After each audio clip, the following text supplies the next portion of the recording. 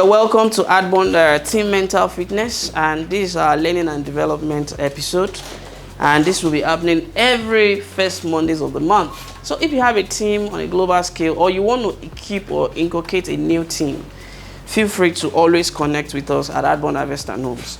So our training topic for today says overcoming challenges collectively in the workplace. Overcoming challenges collectively in the workplace.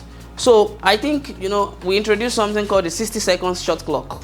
So which I'll give you 60 seconds to take your pen and your paper. Even before you proceed with the training, you can press a pause. And in 60 seconds, what do you think the word challenge or challenges mean to you?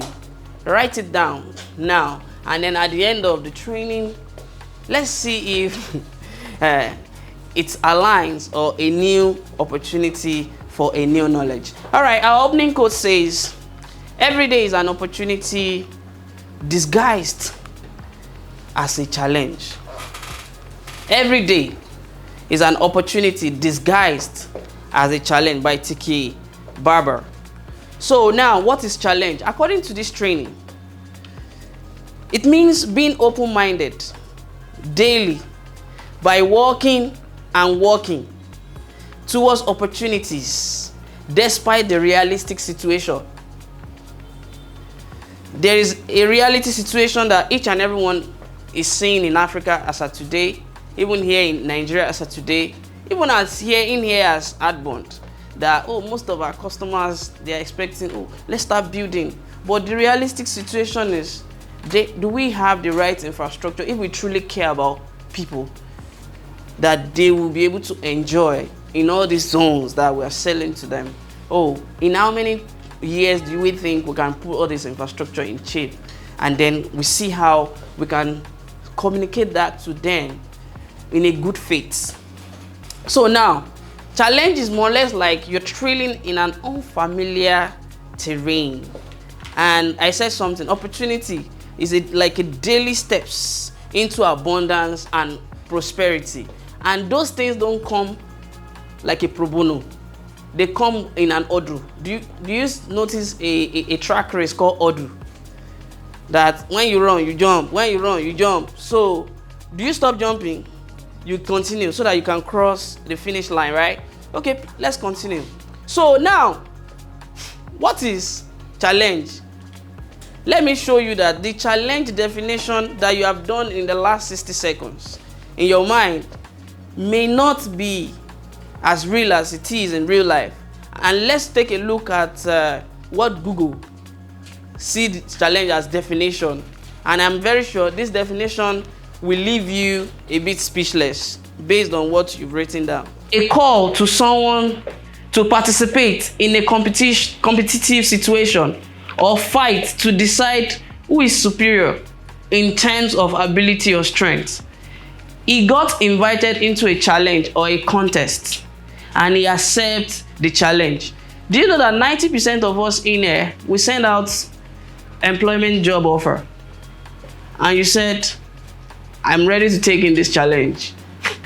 And you understand that for every challenge you take in, there's always another that you need to cross.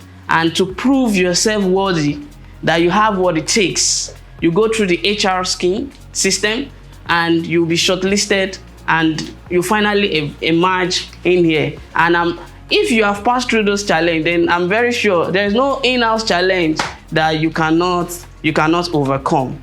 So let's continue. And I think I have a bit of what is in your mind as challenge should be: hardship, adversity, tribulation, difficulties, or time of ordeal. And that's not what challenge actually mean. And you'll see it as we progress in the training. These are major actions seen as challenge in workplace.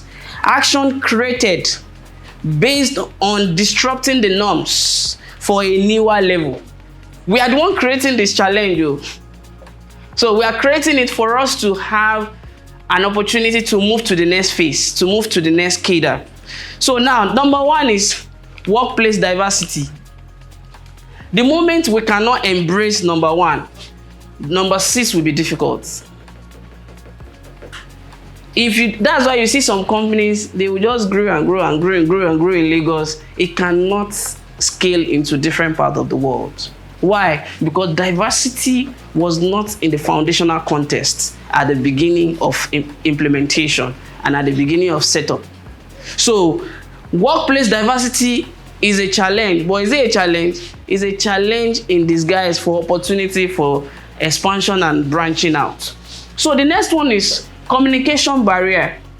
Communication barrier in the aspect of the fact that maybe a team lead passed an information and that information is not fully decoded. Don't assume that you understand. Why not like do a summary of the information that your team lead passed to you back to your team lead, so that there will be an alignment of understanding, and say, no, this is not what I mean. No, this and this and this is what I mean, so that we don't go with barriers in our mind. The next one says resistance to change, and this goes to team leads. Most of the time, research has proven that when an idea of change doesn't come from the team lead, people at the top, it is difficult for them to adopt when the idea comes from people from the base. So we are going to be employing our team leader when your subordinate brings in an idea. Please submit ego, because here is an idea meritocracy zone. We run on the best idea that will take us to the next phase, whether it comes from you or not.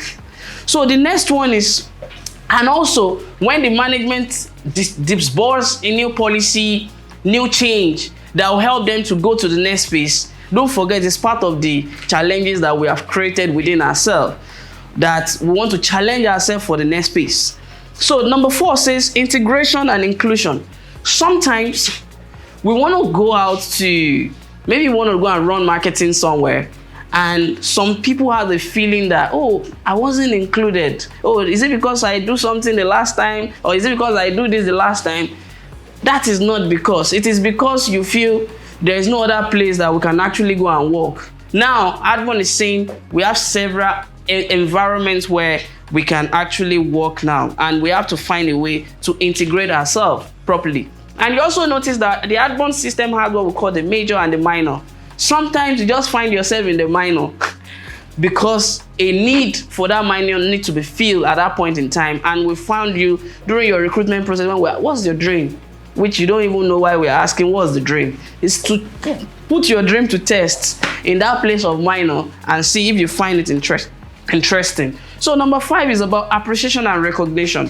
You know, as a team lead, maybe your subordinate gives you an idea, gives you a conversation, and you implement it, you adopt it, and it works. When you're talking on a large scale, let's give honor to whom honor is due. Let's appreciate people who help us to achieve or back that result. That if it's not you, don't allow your subordinates go out to the back and start saying, do you know that idea, I'm the one that share it? No. Be the one to even be vulnerable to, like, oh, we're just in a meeting and in a training, and that's why we said it's an idea meritocracy zone. So now, you know, we now need to now understand that you cannot overcome challenge because you create new one. Now we are going to how to better convert. Now you'll be converting every challenge now into opportunities. You are going to be converting every challenge actions into opportunity. So the first one is developing a growth mindset. We've been hearing this several times. And when we use the word developing a growth mindset, means challenges are like opportunity in disguise, but sometimes you fail. Do you agree? So when you fail, what will you do? See it as a learning curve. See it as a learning curve and as an opportunity that when you are retrying it again, you are not retrying as a rookie. You are retrying as somebody who is starting from a place of experience. So the next one say, seeing things like half full and not half empty.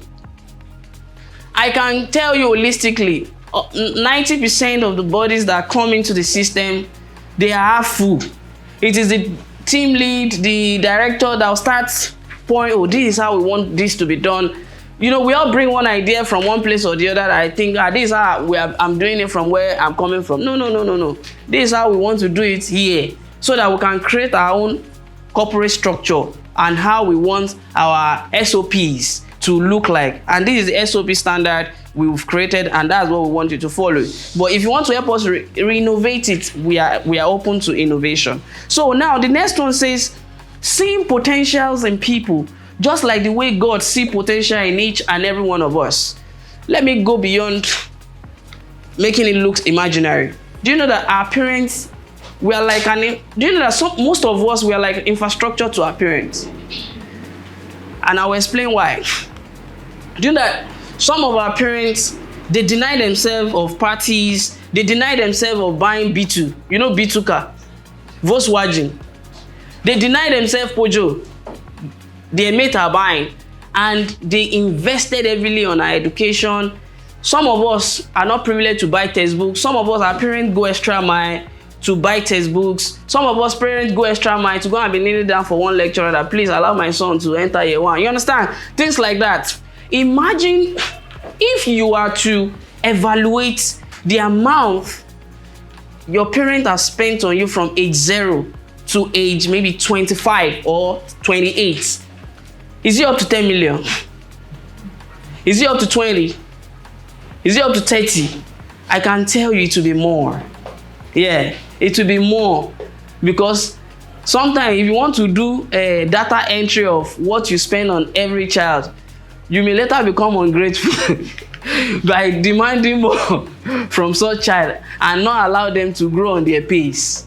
You can see how much I spend on you. So we need to get back home today and send an appreciation text message to our parent like, man, you guys have done pretty good. And I think you've put me on a pedal of challenge, and I'm going to turn it into opportunity for you. And that's the same thing we're expecting in here as well. So the last one say creating room for others to flourish, blossom, to experience meaningful growth. You know, as a team lead, let your team member work with you. And when maybe you've become an amazing person, you've gone out to maybe start something of your own, or maybe we post you to another brand, let them remember that, when I was working with so person, I enjoyed this, I enjoyed that. So they should start saying amazing thing about you. So number 2, develop effective workspace soft skills like, there are plenty, and I need you to write. Adaptability adjuster can aid pivotal transition. And I'll give you an example. You know, Adbon never want to sell land and plots. Miss Kate, do you remember? We never. And you know why? There is a cliche in my head that when people buy land and plots, they still want to open shop in front. They want to open, and nearly they will push shop up to gutter, and they won't be able to plant trees, and they won't be able to have greenery that beautify environments, because greenery has a lot impact that it does. So I was having conversation with the guy, and the guy said something. He said, do you know that human being, when you tell them divide, they don't like it, but when you tell human being multiply, they love it. That why are you stressing your customer? Because that division, nobody wants to have small, but people want to have more. That why not let them cut this thing down and give them the sense that you can actually multiply to own more. And imagine we don't have that adaptability adjuster in our thinking system. We may not pivot till today. We will still be struggling, thinking we will hit people who will be able to afford it. So the next one is time management. Your capability to manage your time in delivering what you have as your to-do list on a daily, on a weekly, in order that will enhance your departmental to function in harmony with others, is very key and important. Problem-solving capacity. How do you perceive problem? Do you see problem as an hurdle? Yes, it is. But why, if you can't solve it alone, why not call 1 or 2 people? Oh, can we reminisce on this idea? Can we do this? And you see, at Adbon, we sit down a lot. We go, come back, sit down, debate on what is the going concern. And then before you know it, we have the roadmap to what we should do newly. Conflict resolution. In your department, maybe something has happened in the past and you solve it in a way that you feel satisfied with. Why not document it? So that when situation of such happen again, you don't attack it through emotion. So you'll be able to have a body, a policy that will just that will just sort it once and for all. So creativity, approaching things in a new way. Don't make people feel like, it has to be the same all the time, because human beings can be monotonous in nature and they can get tired. Develop a teamwork spirit. Let your communication skills be top notch. Like I said, I'm still work in progress, even myself, at the arm of communication skills. And I really want each and every one of us to have what I call communication line as a new technique to have a very good connecting capacity with people when you're trying to move information. So the next one is emotional intelligence. Be able to perceive when somebody is angry, when somebody feels down, and be sympathetic with them. Critical thinking. Before you take an action, put yourself in the shoe of others, because when anything go wrong in a department, it will not go wrong only on you. It will affect all the people in that department. Active listening.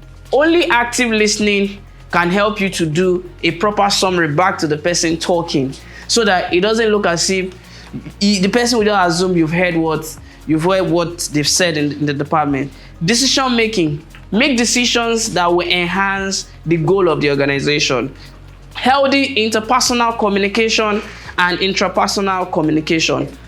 What do you discuss within yourself is critical, is very vital, is important. And these are part of the things that will enhance you not to see challenge as challenge, and you start seeing it as something that you have to create within yourself to make the difference. A very solid leadership skills. Can you lead yourself? Are you the type that you are still waiting for somebody to come and call you? Oh, you have not done this. Oh, you need to do this.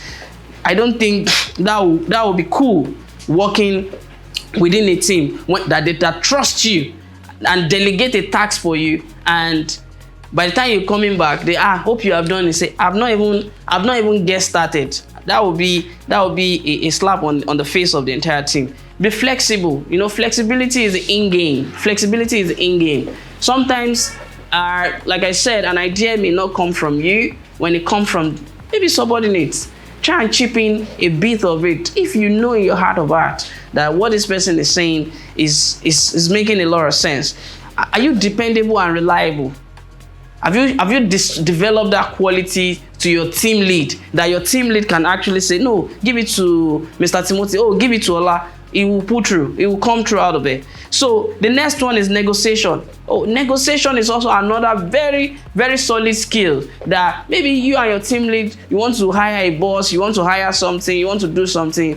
Why not do it on behalf of the organization effectively? And the next one is organization. Can you organize yourself? Are you organized yourself?